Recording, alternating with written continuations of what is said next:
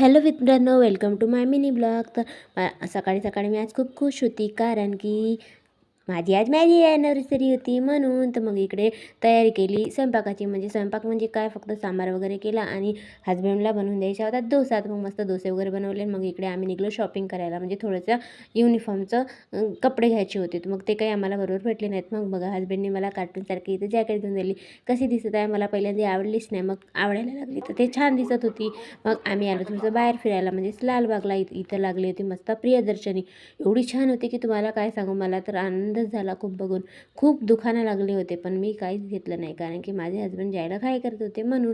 मग बघा, इथे लहान मुलांनी मस्त एक नंबर खूप छान छान बनवलेलं होतं, कारण प्रियदर्शनी होती.